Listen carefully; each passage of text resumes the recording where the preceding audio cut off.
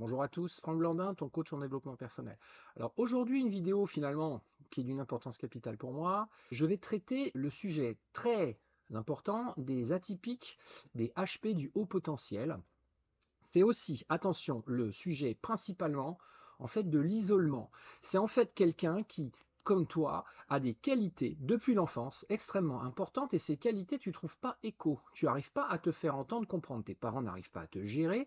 Si tes parents avaient réussi à te gérer de façon assez naturelle, tu serais tout autant au potentiel. Mais tu ne le saurais probablement pas comme, on va dire, probablement la moitié ou les deux tiers de haut potentiel dans le monde dans lequel on vit. Bon. Deuxième raison pour laquelle je fais cette vidéo, beaucoup de thérapeutes ou de personnes vont tout ramener au potentiel intellectuel, ce fameux HPI, et puis ce HPI va se retrouver comme un genre d'entonnoir à avoir toutes les qualités. Alors il va être forcément hypersensible, hein, il va être forcément HPE maintenant, une nouveauté, et puis il va être tout en même temps, une espèce d'amalgame. Et comme toi, tu vas te reconnaître dans une partie de ces choses-là, ça risque de t'influencer à tort. Tu risques de te dire, bah, dans ces cas-là, je suis tout aussi moi quand j'écoute ça. Et puis finalement, tu comprends rien parce que t'es pas tout, tu sais plus qui t'es, tu sais plus ce que t'es. Alors aujourd'hui, moi, je vais aborder ça dans une vision qui est donc peut-être effectivement la mienne, mais je pense que c'est la bonne, qui est celle d'un vieil enseignement qui va nous montrer les 22 étapes qu'un être humain doit essayer de franchir dans son existence. Alors cet enseignement, c'est le tarot de Marseille. Et ce tarot de Marseille, qui est un enseignement finalement extrêmement ancien, va nous expliquer, selon moi, les 22 types de manières d'être atypique, d'être haut potentiel, parce que comme ces 22 étapes, il faut absolument travailler dessus en développement personnel, certains d'entre vous qui m'écoutent sont plus forts dans une étape que dans l'autre, tout simplement. Voyez.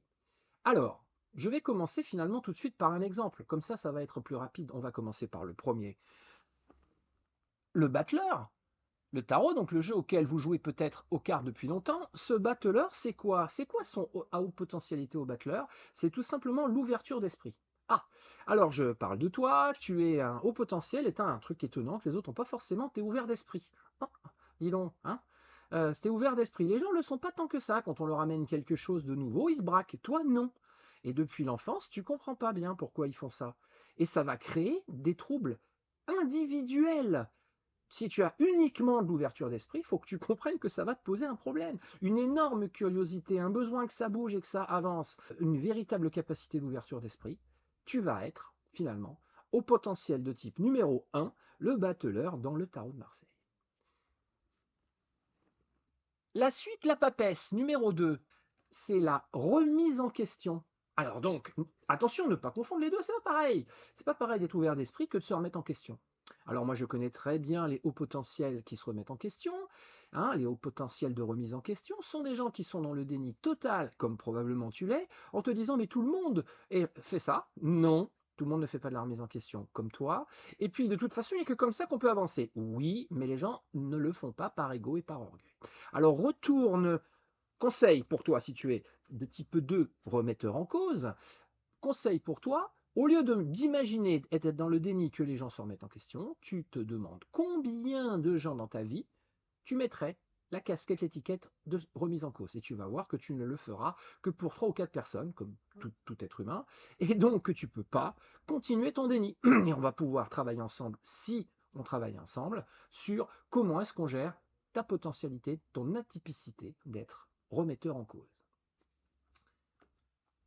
Numéro 3, l'impératrice, l'intelligence. Tu es HPI, oui, ça existe. Bien sûr, tu es HPI, tu passes un test de quotient intellectuel, fais-en un sérieux, tu tombes. Au-dessus de 120, ça commence à être un peu un problème d'intégration vis-à-vis des uns et des autres. Au-dessus de 130, 2% de la population, tu es HPI dans les bons tests. Bon, eh ben, attention, pitié, tu ne me mets pas les 21 autres qualités là-dedans, ne fais pas ça, on fera pas ça ensemble si on travaille ensemble, parce que ça n'a rien à voir. Et finalement, ça va être difficile pour toi de t'intégrer dans un monde où tes capacités strictement intellectuelles sont supérieures à la moyenne. Je peux y passer des heures, parce que c'est le piège d'être HPI et d'oublier les 21 autres façons d'avoir un potentiel. Empereur numéro 4, c'est la volonté, mon ami. Ta capacité de volonté, d'engagement, d'implication est infiniment au-dessus de la moyenne. Tu n'es probablement pas en train de regarder cette vidéo parce que tu ne te rends pas compte que tu es HP. Mais toi qui m'écoutes et qui est atypique, tu as croisé des quantités de personnes dont la force de volonté est impressionnante, eh ben, je t'apprends que ce sont des hauts potentiels. En fait, hein. Oui, bien évidemment que ce sont des hauts potentiels. Ils ont une volonté incroyable, une capacité de mobilisation et de volonté. Et toi qui m'écoutes, l'atypique, probablement que tu es en train d'être dans le déni total de ta propre capacité de volonté. Et oui. Dans ce parcours des 22 arcanes, des 22 atouts du jeu du tarot, tu es dans le déni très souvent que ta volonté est beaucoup plus puissante que ce que tu pensais parce qu'en fait, tu vas accepter de prendre des coups et accepter d'endurer des choses pour respecter tes valeurs. Et tu crois que c'est de la faiblesse, mais c'est pas ça, c'est l'inverse.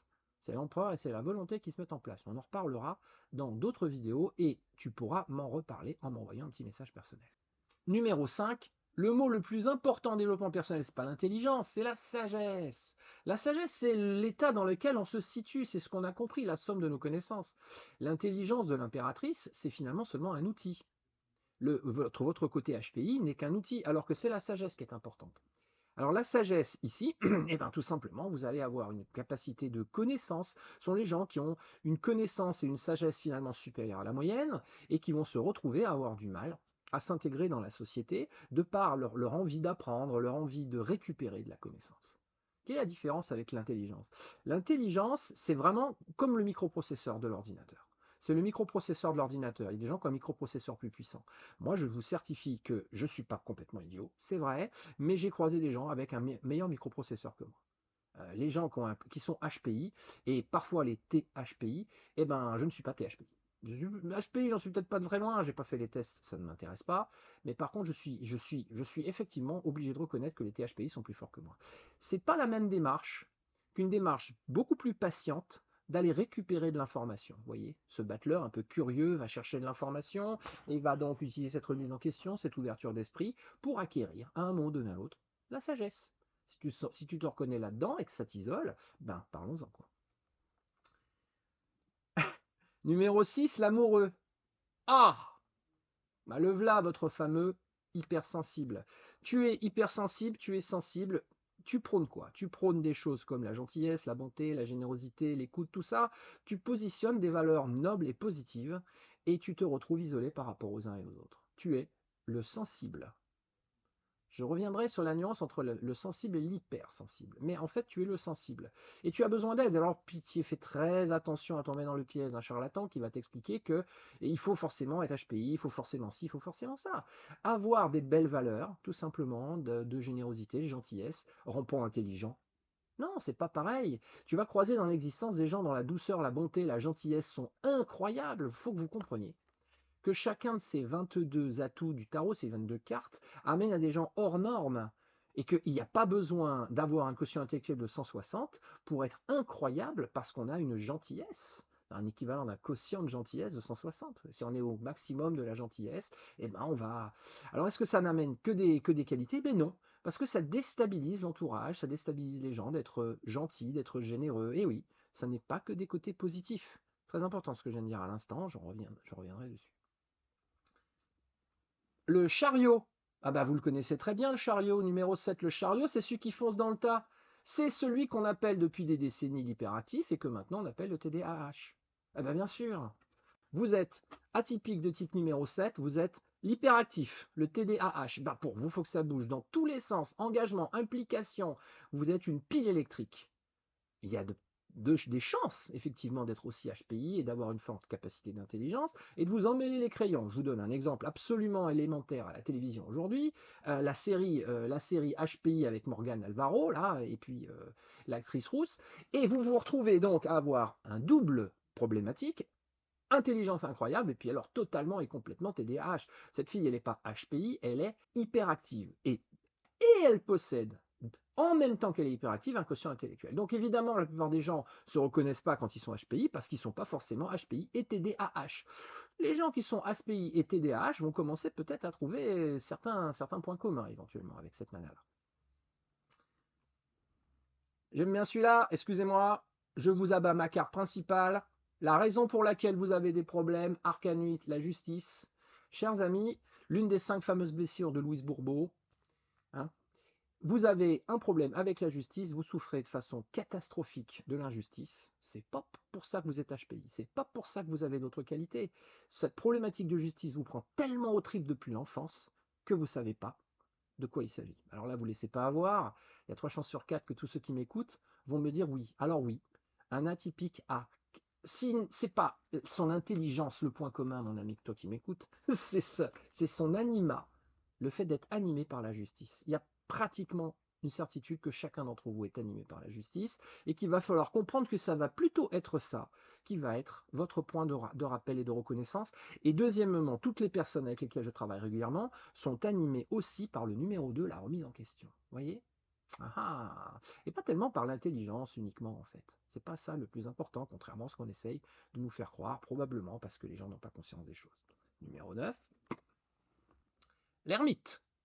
L'ermite, c'est bien sûr le prolongement de la sagesse du numéro 5 du pape, mais c'est surtout finalement la prise de recul et la vision. Prise de recul, vision, certains d'entre vous ont une capacité de prise de recul. Mais ça veut dire quoi ça? Vous êtes quelqu'un qui réagit pas si facilement à chaud, vous avez compris, incroyable, vous avez compris qu'il fallait pas réagir à chaud, pas réagir à chaud. Et donc c'est celui qui réagit pas tellement à chaud, qui surprend un peu les gens, il prend du recul, et il revient peut-être, s'il maîtrise un peu sa communication, à froid pour régler les problèmes. De par quoi? De par ses capacités de recul et ses capacités de vision. Voilà, c'est l'observateur. Alors moi, j'ai beaucoup travaillé et vous avez vu des vidéos peut-être sur ma chaîne sur les différents types de personnalités. C'est typiquement l'observateur absolu par opposition au HPI qui va être le réfléchi. C'est 2 types de personnalités très différentes, alors que l'amoureux va être le sincère. Voyez, et que je termine finalement, l'empereur, donc l'actif, va être la 4e personnalité, le volontaire, le TDAH, va être la 4e type de spécificité. Numéro 10, la roue de la fortune. C'est quoi ta spécificité? La roue de la fortune, c'est le hasard, la 10e étape que doit parcourir la personne dans cette histoire du tarot de Marseille. C'est la personne qui va apprendre à encaisser les coups. La roue de la fortune, c'est que ça, on prend des coups positifs, des coups négatifs. Le hasard, dans toute sa splendeur, vient nous taper dessus. C'est la résilience. Ah, qu'est-ce qu'on en parle partout de cette histoire de résilience, à juste titre. Mais il faut que tu comprennes que c'est une qualité tout aussi importante que l'intelligence, que la remise en question. La personne qui est résiliente, mais c'est un atout incroyable quand elle comprend le trésor qu'elle a et qu'elle possède. Et attention, qu'est-ce que doit apprendre à faire peut-être la personne qui est hypersensible? Eh bien, elle doit travailler sur sa résilience. Parce que finalement, elle prend tout pour elle, elle se sent impliquée, elle, tu vois, par cette hypersensibilité, tu te retrouves, toi, à te sentir pas bien. Eh bien, il y a des chances que la chose que tu dois travailler, et ce que l'on pourrait travailler ensemble, et ce que je travaille en général avec les hypersensibles, c'est la capacité de résilience. Et une autre qui va arriver tout de suite derrière, que tu vas reconnaître, mais je la spoil, c'est le détachement et le lâcher prise. Bien sûr que tu sais que c'est ce qu'on te demande de travailler. Ça, c'est juste, ça arrive bientôt, bientôt. Donc la résilience de l'arcane 10. Arcane 11. Allez, je le dis, mon préféré de tous les mon préférés, Arcane 11, la force. Dans l'histoire du tarot de Marseille, il est expliqué dans cette vieille enseignement que la vraie force, c'est pas de taper sur les gens. La vraie force, c'est de comprendre la douleur en nous et comprendre la douleur en l'autre. Cela s'appelle l'empathie. Comprendre la douleur, se mettre à la place d'autrui, empathie, c'est le HPE. Tu es HPE, ton arcane est la force, l'arcane 11, et tu es capable de te mettre à la place de quelqu'un d'autre, à ne surtout pas confondre avec l'hypersensibilité qui n'est pas de l'empathie, qui va plutôt venir de la sympathie, en grec symbiose, où on va ressentir les émotions d'autrui et de la compassion pour autrui. Non mais, on est dans une société quand même extrêmement en danger à partir du moment où on met le mauvais mot au mauvais endroit. On va appeler des empathes des sympathes. Je vous spoile ça, des gens qui compatissent, qui ressentent des émotions, qui ont peut-être même des perceptions presque extrasensorielles, puisqu'ils dans une pièce, ils ressentent des choses, vous voyez. Et on va appeler ça empathie, alors qu'empathie veut dire comprendre. Il s'agit donc de la capacité du HPE. Le HPE, c'est le haut potentiel émotionnel. Regardez la définition sur Internet de l'intelligence émotionnelle. Et vous allez voir que ça n'a rien à voir avec ressentir des émotions, c'est avoir à les comprendre, une capacité à les comprendre, à les décoder en nous et en soi. J'ai fait un peu plus long là-dessus parce que c'est la pire erreur du développement personnel actuel, confondre hypersensibilité et HPE, au potentiel émotionnel. Numéro 12, le voilà, le lâcher-prise du pendu, le 12e arcane, le détachement. Vous avez une capacité à vivre dans l'instant présent. Il faut le développer. C'est l'un des 22 chemins. Très peu d'entre vous vont la posséder, mais c'est la clé de tout. Vous le voyez partout. Il faut apprendre à lâcher prise. Comment? Discutons-en éventuellement. Parce qu'en fait, les gens, ils te gueulent dessus. Lâche prise. Mais alors, des conseils efficaces pour y arriver. Ah bon? Il y en a très peu. C'est l'une des 22 étapes. Quand on rencontre quelqu'un qui a cette capacité, oui, il a une forme de pouvoir, dans cette 12e étape du tarot de Marseille, la capacité du lâcher-prise et du détachement. Tu la possèdes peut-être. Bravo, n'hésite quand même pas à en parler avec moi si tu avais envie, et un échange là-dessus de comment tu l'as développé, quels sont tes meilleurs conseils, serait passionnant pour moi. Le 13e, celui-là, c'est celui qui fait un peu peur. À tort. Il s'agit de l'arcane sans nom, non pas la mort, en fait, c'est la responsabilité. Chers amis. En fait, dans l'histoire du tarot de Marseille, arrivé à la 13e étape, quand il a chopé le détachement et le lâcher-prise, l'être humain va devoir prendre le choix de changer complètement sa vie. Il a, avec tout ce qu'il a acquis avant, vous voyez, parce que rappelez-vous, c'est une histoire, cette histoire du tarot de Marseille. Une fois qu'il a acquis tout ça, une fois qu'il possède tout ça, il est tellement puissant d'une certaine façon dans ce monde actuel, qu'il ne sait pas ce qu'il va faire avec tout ça. Cette force qui est d'avoir l'empathie, en fait, cette force qui est d'avoir la sagesse, cette force qui est d'avoir la vision, ce sont des forces, tout ça, en fait, finalement, et ça va l'amener à un vrai travail sur la responsabilité. Certains d'entre vous, et alors là par contre il y en a beaucoup, ont une responsabilité qui est chevillée au corps, depuis que vous êtes enfant. Vous avez un sens de la justice très fort, oui, peut-être, arcane 8, et un sens de la responsabilité extrêmement fort, arcane 13. Et depuis l'enfance, vous n'arrivez pas à trouver votre place. Bon, ben moi, si je vais être honnête avec vous, si j'ai fait tout mon parcours et j'ai fait qui je suis, c'est parce que j'ai eu ça enfant. Ces deux choses-là, ce sens de la responsabilité, ce sens de la justice, et j'étais complètement perdu, je ne comprenais pas ce qui m'arrivait, je ne comprenais pas pourquoi les gens n'étaient pas plus justes, pourquoi ils n'étaient pas plus responsables, je ne comprenais pas. Et j'essayais de leur dire, mais soyez plus justes, soyez plus responsables. Ça ne marchait pas. Du tout. Et je souffrais, je comprenais rien en fait. Et puis au fil du temps, les choses se sont mises un petit peu en place. Ça m'a amené à être qui je suis aujourd'hui.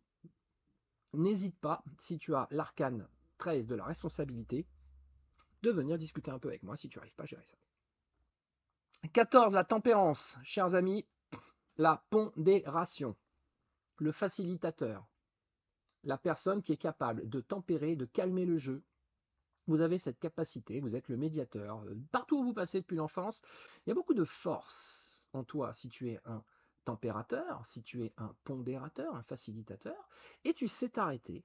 Tu sais t'arrêter quand les gens retrouvent la capacité de s'écouter, de se respecter. C'est une étape absolument importante dans l'existence d'un développement personnel parce que tu vas apprendre à te positionner de manière relativement ferme quand les gens se manquent d'écoute, se manquent de respect, des choses comme ça, et tu vas leur redonner un maximum de libre arbitre et de paix une fois que sera revenu le climat. C'est l'étape numéro 14 de la tempérance.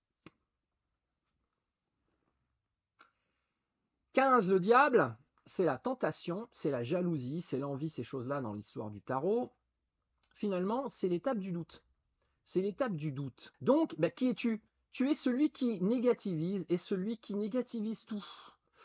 Peut-être pourrais-tu prendre conscience du danger de la problématique, tu veux travailler dessus, parlons-en, j'ai l'habitude. Voilà. Encore une fois, pourquoi tu le fais? C'est parce que tu te sens isolé par rapport à ton système de valeurs. Je te certifie que c'est ça.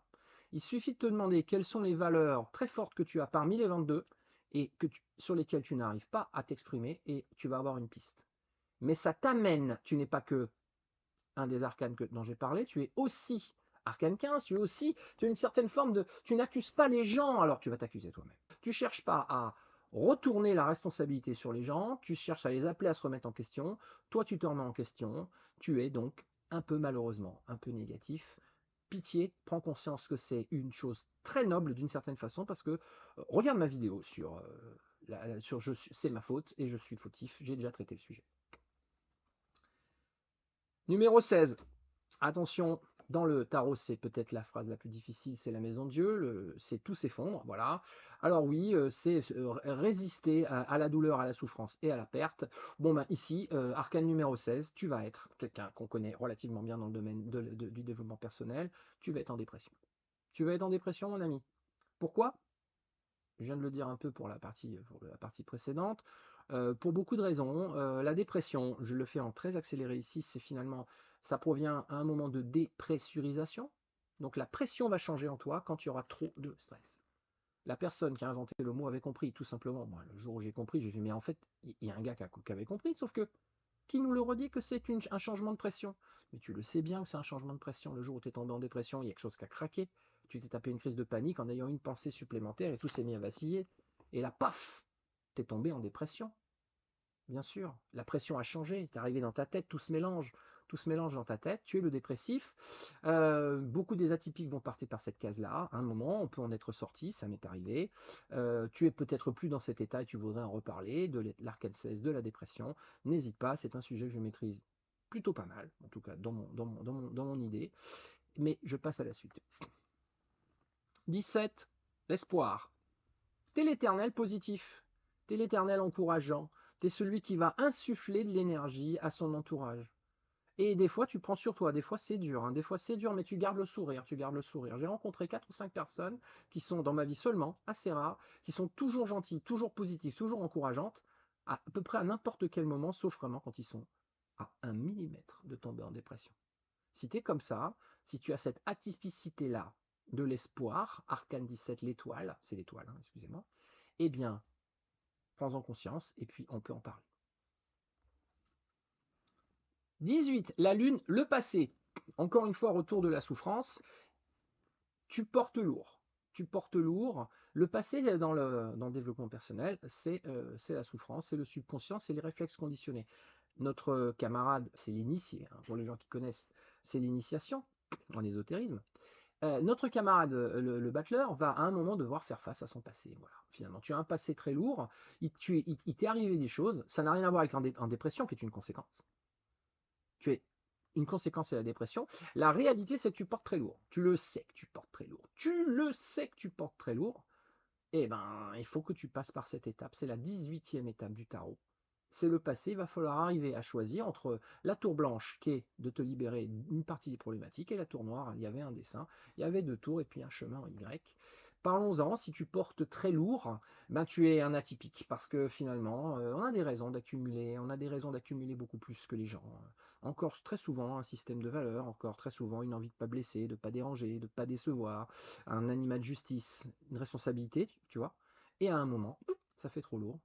Tu peux passer en dépression de temps en temps, mais c'est pas le sujet quand on parle du 18, c'est tu portes du lourd.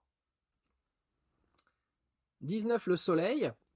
Une fois que notre ami ouvert d'esprit et qui se remet en question continue à avancer, il va arriver à l'une des cartes les plus belles du tarot de Marseille, qui est le soleil. Alors c'est globalement l'harmonie, c'est pas la fin totalement du chemin, ça passe beaucoup par le couple. Ça passe beaucoup par le couple. Alors qu'est-ce qui se passe quand tu es un HP qui a un gros problème de couple, cher ami? Eh ben tu es celui qu'on appelle le dépendant affectif. Tu vois ce que je veux dire? Ça va te parler.